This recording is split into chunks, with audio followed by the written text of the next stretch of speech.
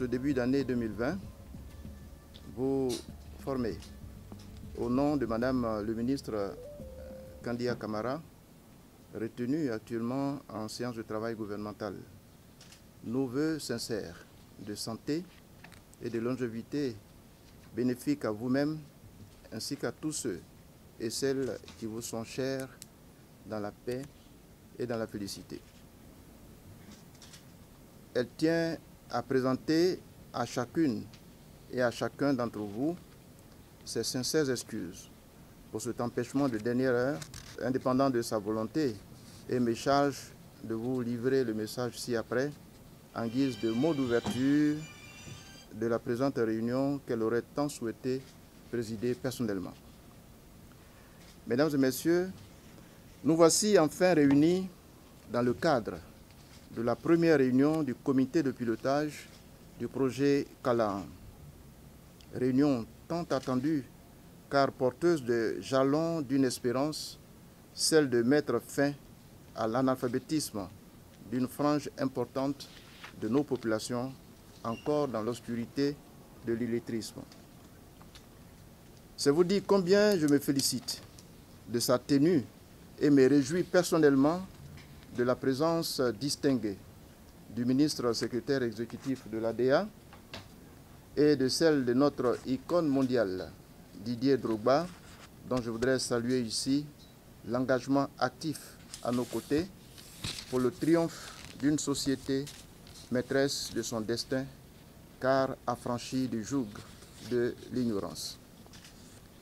Mesdames et messieurs, comme vous le savez, la stratégie continentale de l'éducation pour l'Afrique, CESA 2016-2025, élaborée pour atteindre les ambitions de l'agenda 2063, propose une vision holistique intégrant tous les sous-secteurs des systèmes d'éducation et de formation, tout en définissant les objectifs propres à l'Afrique et en adaptant les objectifs mondiaux de développement durable aux aspirations de notre continent. Cette stratégie préconise, à travers son objectif stratégique numéro 6, de lancer des campagnes globales et efficaces d'alphabétisation sur tout le continent pour éradiquer l'analphabétisme. À cet égard, le projet Kalaan, dont nous avons la lourde et impérieuse mission de réussir la mise en œuvre, s'inscrit non seulement dans cette stratégie, mais se présente comme un vecteur essentiel d'opérationnalisation de la politique éducative nationale inspirée par le président de la République, son Excellence M. Alassane Ouattara, et conduite par votre serviteur, entendez bien le ministre, parce que ce n'est pas moi le serviteur, par donc le serviteur, sous l'autorité du Premier ministre, chef du gouvernement, M. Amadou Gon Coulibaly. Notre rencontre de ce jour relève donc de la plus haute importance.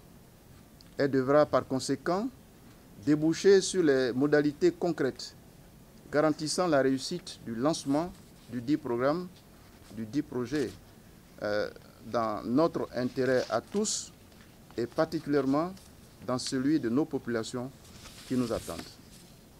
Aussi, voudrais-je en appeler au pragmatisme qui, à en juger vos pédigrés, caractérise chacun de vous ici présent. Je sais votre engagement et je voudrais d'avance me réjouir des instructions et recommandations pratiques qui sanctionneront notre réunion. C'est sur cette note que je déclare ouverte la première réunion du comité de pilotage du projet Kalaan. Je vous remercie. Essayer de citer un peu tout le monde ici dans la salle.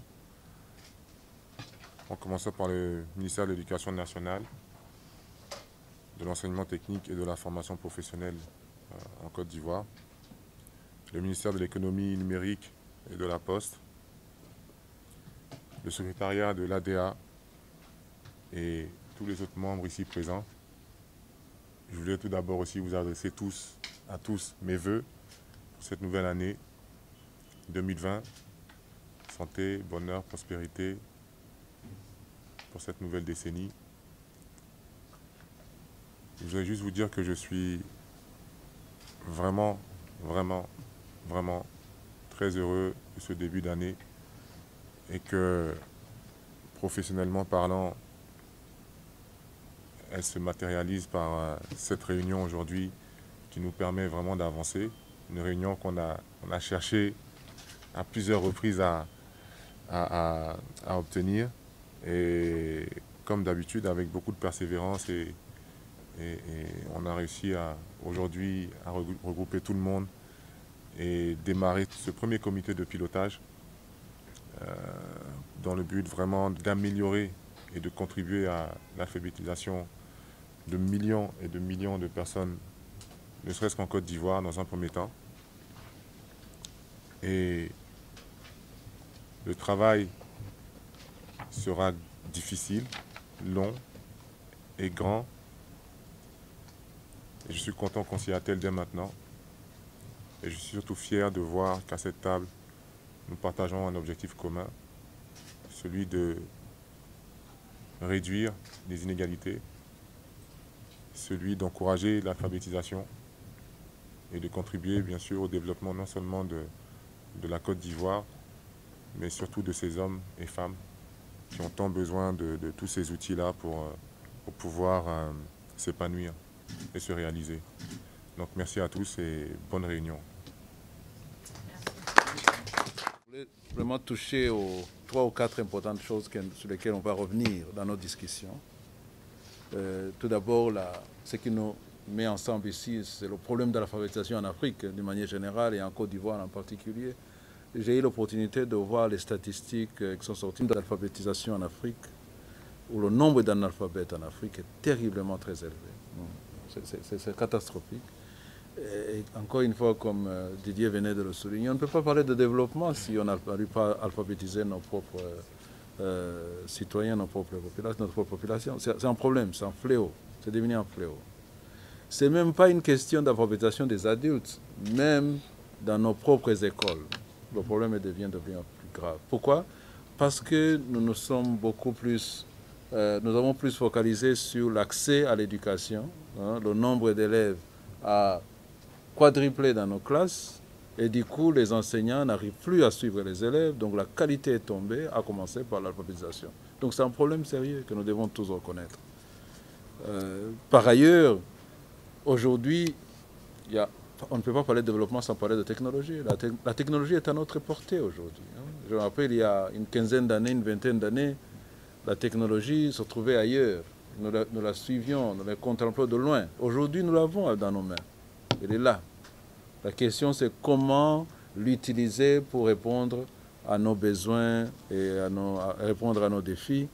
Et je pense que c'est quelque chose de très important. Donc, d'un côté, nous avons des problèmes énormes pour alphabétiser notre population, mais de l'autre, nous avons les solutions qui sont à notre portée. La question fondamentale, c'est comment mettre ensemble nos efforts.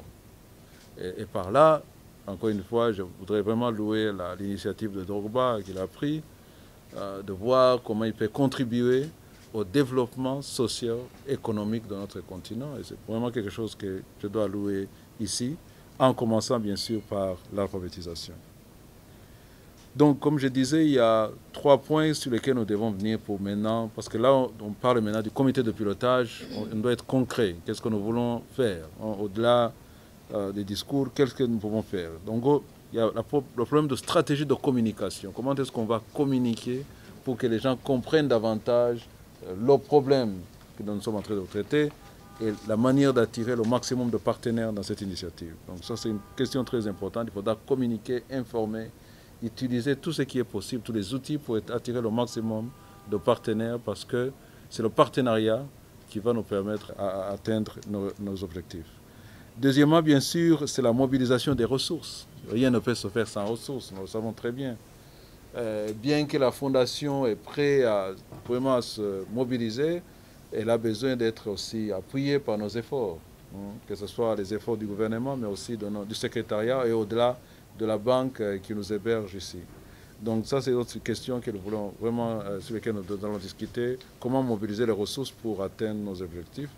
Et enfin, nous allons traiter maintenant de la question de l'exécution proprement dit du projet, à commencer par la Côte d'Ivoire, comment nous pouvons nous lancer dans l'exécution du projet, et puis au-delà même de la Côte d'Ivoire, une fois qu'on aura atteint des résultats escomptés, comment ouvrir les portes d'autres pays, parce que je sais qu'il y a pas mal de pays qui seraient intéressés à participer à cette initiative.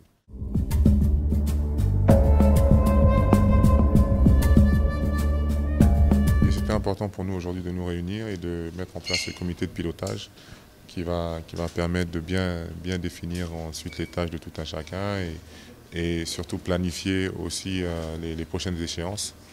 Donc de communs accords, on a fait une très belle séance de travail aujourd'hui qui va nous permettre ensuite de mettre en route la machine Calan, si on peut l'appeler comme ça. On espère déjà démarrer à former déjà les formateurs dans une période de temps très courte, dans moins d'un mois.